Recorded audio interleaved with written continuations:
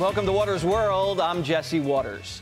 Liberals destroy you when they can't debate you. That's the subject of tonight's Waters Words.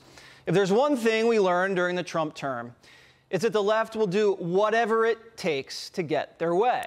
They'll demolish anything and anyone who slows down their radical agenda. No matter how much blunt force is involved, no matter how out of bounds it is, the left will commit crimes to get their way. They'll make it a crime to resist them, all while ignoring real problems and real crimes that their own policies are responsible for. They've already gotten away with way too much. They've gotten cocky because the press, the prosecutors, and the politicians are all in on it. There's no guardrails. The only thing stopping them now is we the people. This week, the left crossed the line. It's getting dangerous. Moderate Democrat Senator Kyrsten Sinema, not going along with Biden and Bernie's $3.5 trillion tax and welfare bill, was targeted and actually ambushed in a restroom. Right now is a real moment that our people need in order for us to be able to talk about what's really happening. We need a Build Back Better plan right now. We knocked on doors. We need solutions. The Build Back Better plan has the solutions that we need. We knocked on doors for you to get you elected, and just how we got you elected, we can get you out of office if you don't support what you promised us. I'm a survivor of human trafficking, and it's because of the lack of worker protections that we don't have.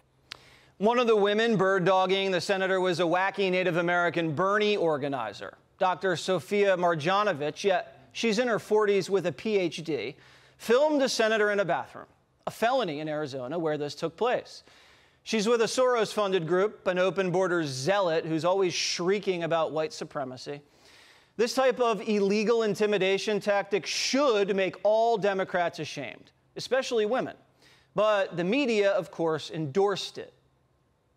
When you put it in context with what we have seen, there was no threats, there was no offenses, there was no screaming.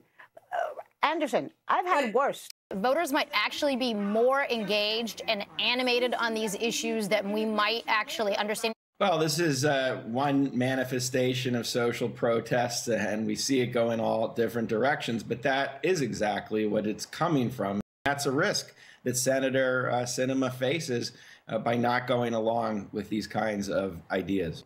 I'd like to see how these folks would react to being filmed and harassed in a bathroom. Even President Joe Biden downplayed it. Senator Sinema last night was chased into a restroom. Do you think that those tactics are crossing a line? I don't think they're appropriate tactics, but it happens to everybody. From the only people it doesn't happen to are people who have Secret Service standing around them. It's part of the process. So an illegal invasion of a woman's privacy is part of the process? Joe Biden green-lighted more attacks, and that's what followed. Sinema was confronted on a plane back to D.C. by an illegal immigrant. I just want to know if you can commit, as my senator, if you can commit to passing a reconciliation that could provide a pathway to citizenship. That's the playbook. Don't think for yourself, just do what we want. Don't try to persuade or negotiate, just intimidate. I remember when the left used to like maverick senators from Arizona. And this week, the so-called Facebook whistleblower burst onto the scene with a similar agenda: censorship. Frances Haugen, a Democrat donor who was responsible for blacking out the Hunter Biden laptop story at Facebook, mysteriously retained an Obama lawyer, appeared on 60 Minutes, and coincidentally testified on Capitol Hill the very next day. She testified that Facebook's tearing the country apart and contributes to violence. Oh, and she happens to be speaking to the January 6th committee. Here she is begging for the federal government to control what information is allowed on Facebook. There needs to be a regulatory home where someone like me could do a tour of duty after working at a place like this and have a place to work on things like regulation, to bring that information out to the oversight boards that have the right to do oversight. A regulatory agency within the federal government. Yes. See what's happening here? Total setup, just like Christine Blasey Ford, just like the Ukraine whistleblower. Democrats in the media are conspiring with her so they can sink their hooks into big tech and have total control of the information flow. CNN's Don Lemon laid it out perfectly. It allows lies to be spread unchecked. So if we say something on this network that is not true, there are repercussions and ramifications, right? We face the consequences. If you do that on social media, there are no consequences. What we post on social media, what is posted on social media, should be true. So and if it's not true, it should be taken. Take it down. If it's not true, take it down. If it's not true, don't allow people to put it up there. Have them face consequences. We're supposed to trust big tech or Don Lemon to tell us what the facts are? The guy who pushed the Russia hoax? There was no consequences for that. Democrats can't control the narrative if people are allowed to speak freely on social media, so they're trying to end that. This is the perfect storm, created to give Democrats a chance to regulate our speech and give the legacy media power over social media. And during this distraction all week, YouTube and Google announced they won't let anybody that doesn't believe in climate change make money on their sites. Free thinkers, scientists, scholars, citizens can't earn a living on YouTube and Google by asking questions about science.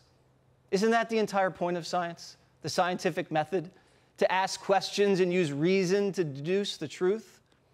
But you can't profit from seeking the truth there anymore. We're in the danger zone now. But it gets worse.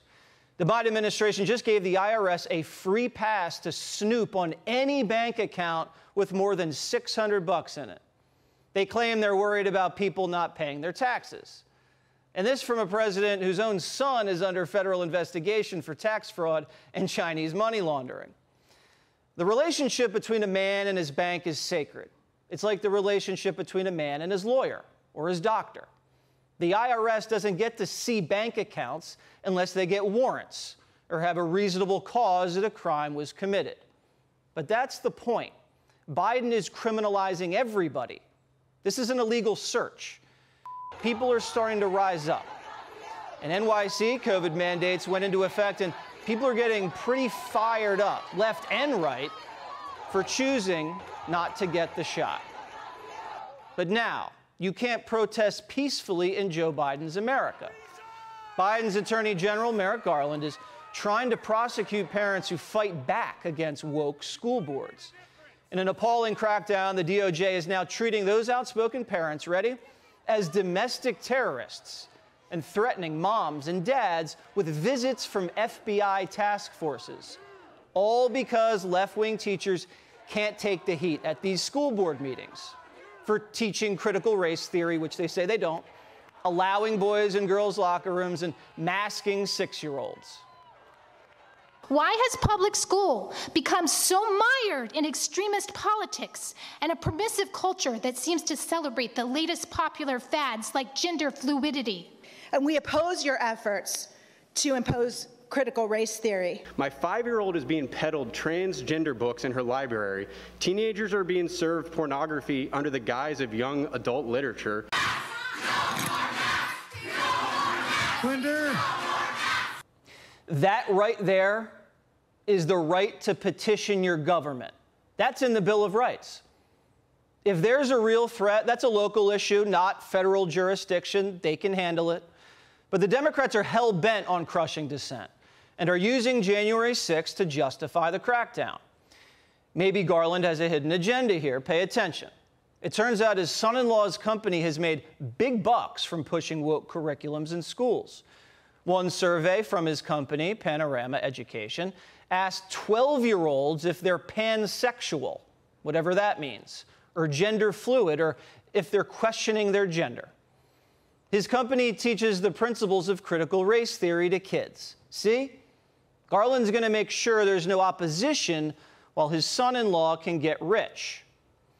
While Democrats are busy creating fake problems for power, real problems are happening all across the country, and they're just completely ignoring them.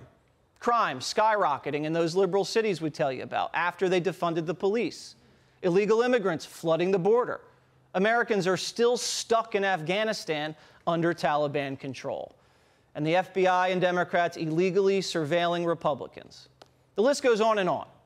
The left will stop at nothing in their quest for total control, even if it means destroying America, innocent civilians, and our Constitution.